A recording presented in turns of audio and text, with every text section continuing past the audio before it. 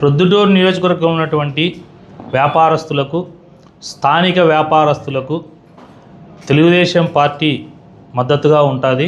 అలాగే వ్యక్తిగతంగా వ్యాపారస్తులందరికీ ఎటువంటి సపోర్టు కావాలన్నా కూడా నేను వ్యక్తిగతంగా సపోర్ట్ ఉంటానని చెప్పేదానికి ఈ ప్రెస్ మీటు. ముందుగా ప్రొద్దుటూరు నియోజకవర్గంలో సిఎంఆర్ షాపింగ్ మాల్ వచ్చినప్పుడు కానీ, డిమార్ట్ కానీ, రిలయన్స్ కానీ ఇట్లాంటివన్నీ కూడా ఒక్కసారి ఈ నియోజకవర్గం ఉన్నటువంటి వ్యాపారస్తులు అలాగే ప్రజలు ఆలోచన చేయండి. ఇదే రాచమల్లు శివప్రసాద్ రెడ్డి సిఎంఆర్ మాల్ పర్మిషన్లు ఇచ్చి వాళ్ళకి ట్రేడ్ లైసెన్సులు ఇచ్చి మాల్ పెట్టుకొని ఇచ్చింది రాచమల్లు శివప్రసాద్ రెడ్డి గారు. ఆనాడు ప్రొద్దుటూరు నియోజకవర్గం బట్టల అంగడి వ్యాపారస్తులు అందరూ రాచమల్లు శివప్రసాద్ రెడ్డి గారి దగ్గరికి పోయి మీరు ఈ మాల్ను రాకుండా చేయండి, వ్యాపారస్తులను మేము చాలా ఇబ్బంది పడతాము అని అడిగితే నా చేతుల్లో ఏముంది, నేనెట్లా చెప్తా, అట్లా నేను చెప్పను అని చెప్పి సిఎంఆర్ షాపింగ్ మాల్, ఏం రాచమల్లు ప్రసాద్ రెడ్డి గారు ఎవరి హయాంలో మాల్ ఓపెన్ అయింది? నీ హయాంలో ఓపెన్ అయింది. డిమార్ట్ వాళ్ళు ఆడ పెడుతున్నారన్నప్పుడు అన్ని పర్మిషన్లు నీ ప్రభుత్వ హయాంలో నువ్వు కాదా ఇచ్చింది? డిమార్ట్ పెట్టేటప్పుడు అందరు అంగళ్ళోళ్ళు వచ్చి నీతో మాట్లాడలేదా? చెప్పు, నిజం చెప్పు. లేదా పోయిన వ్యాపారస్తులు మీకు తెలీదా నిజము? మీరు అడిగితే ఏమన్నాడు? వాళ్ళు కట్టుకుంటారా ఎన్ని? నీ వ్యాపారం నీది, వాని వ్యాపారం వాంది, నేనెందుకు ఆపుతా అని మాట్లాడి డిమార్ట్ ఓపెనింగులకు దానిలకు సిఎంఆర్ మాల్కు పిలిస్తే పోతే కనుక ఎక్కడ వ్యాపారస్తులు నాకు ఓట్లు పోతాయని చెప్పి ఓట్ల కోసం నీచమైన పనిచేసే వ్యక్తివి నువ్వు మళ్ళీ ఈ రోజులే వచ్చి వ్యాపారస్తులకు నేను అండగా ఉండాలా, ఇంకా తెలుగుదేశం పార్టీ వాళ్ళు నాయకులు ఆలోచన చేయండి. ఏంది ఈ మాటలు ఏంది, ఈ అబద్ధాలు ఏంది? భూమి మీద అబద్ధం అనేది పుట్టాదనగా ఒక్క సెకండ్ ముందు పుట్టావు నువ్వు. ఒకటే సెకండేగా, ఒక సెకండ్ ముందు పుట్టావు. నీ జీవితం అంతా అబద్ధాలతోనే, రాజకీయ జీవితం, నీ వ్యక్తిగత జీవితం కాదు, నీ రాజకీయ జీవితం అంతా కూడా అబద్ధాలతో నిండిపోయింది. ఎస్ఎస్ మాల్ ఎవరు పర్మిషన్ ఇచ్చింది? నువ్వు కాదా ఎస్ఎస్ మాల్ పర్మిషన్ ఇచ్చింది? 2.5 కోటి లెక్క తీసుకొని మాల్లోతో నువ్వు కాదు పర్మిషన్ ఇచ్చింది. ఇప్పుడు నువ్వు ఇచ్చినావు కాబట్టి అక్కడ రిలయన్స్ మార్ట్ వచ్చింది, ఇంకా కొన్ని కంపెనీస్ హైదరాబాద్ నుంచి వాళ్ళు వచ్చి కంపెనీస్ పెట్టినారు. ఇప్పుడు ఏమంటావు? స్థానికులకు ఇక్కడ వ్యాపారాలు జరగాల, మున్సిపల్ ఎలక్షన్స్ వస్తున్నాయి కాబట్టి కేవలం ప్రజలలో నీకు ఓట్లు రావు, ఇక్కడ గెలవబోయేది తెలుగుదేశం కూటమి పార్టీల వాళ్ళు గెలుస్తారు కాబట్టి ముందుగా వ్యాపారస్తులను మంచిగా చేసుకోవాలని ఈయనగంట ఎంతో బాధలేసి వ్యాపారస్తులకు సపోర్టుగా ఈయన వచ్చి ఇప్పుడు మాట్లాడుతున్నాడంట. కరోనా లాక్డౌన్ టైంలో కూడా వ్యాపారస్తులందరికీ నీ చరిత్ర తెలుసు.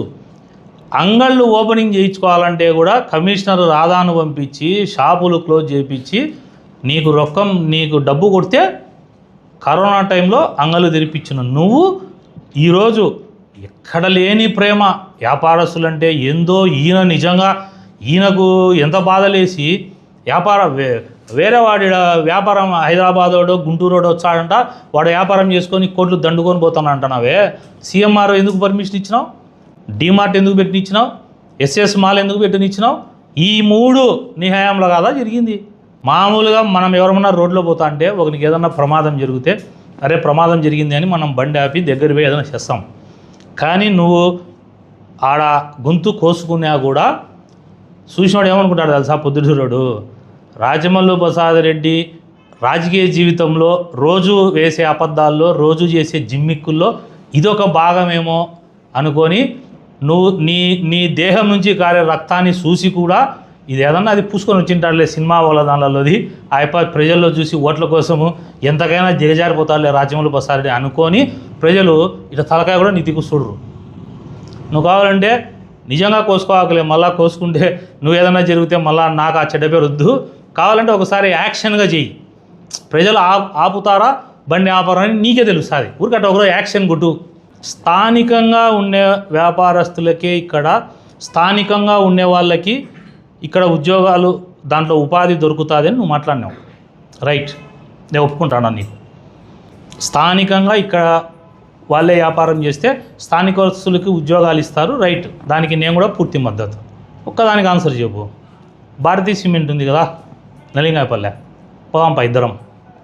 ఎట్లా నేను మీ ఇంటికాడికి వచ్చి బండిలో ఎక్కించుకోమంటావా నిన్ను, లేకపోతే నువ్వు మా ఇంటికాడికి వస్తావు రా, ఒకటే బండిలో ఇద్దరం పోదాం భారతీ ఫ్యాక్టరీకి. ఎవరిది ఫ్యాక్టరీ? నువ్వు చెప్పినావు చూడు మొన్న, అమ్మా విజయమ్మ మీరన్న కన్య కొడుకు కోసం తునప్రాయంలో నా ప్రాణం ఇస్తా, ఇప్పుడు ఆజ్ఞాపించు తల్లి, అయిపోయాంగా కీర్తిశేషులు అయిపోతా అని చెప్పినావే. ఎవరిది? వైఎస్ జగన్మోహన్ రెడ్డి గారిది. ఆ ప్లాంట్లోకి పోదాం. ఆ ప్లాంట్లో ఎంతమంది స్థానికులు పనిచేస్తున్నారు, ఎంతమంది స్థానికేతరులు పనిచేస్తున్నారు, డేటా తెచ్చుకుందామా?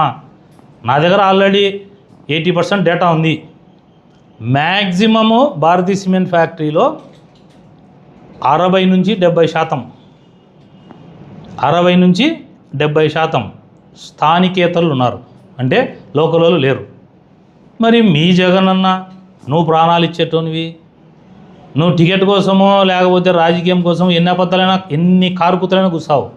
మరి భారతీయ సిమెంట్ ఫ్యాక్టరీలో పెట్టించు స్థానికుల్ని. ఇటు కమలాపురం నియోజకవర్గం ఏమి, జమ్మలమడుగు కానీ, ఇటు పొద్దుటూరు కానీ, అటు కడప, మైదుకూరు, ఈ 5 పులివెందల, ఈ 5-6 నియోజకవర్గాల్లో ఉండే యువత, ఉద్యోగాలు లేని వాళ్ళు, ఇబ్బందులు పడే వాళ్ళు ఉన్నారు కదా, వాళ్ళందరూ హైదరాబాదు, చెన్నై, బెంగళూరు ఎక్కడో పోతున్నారు.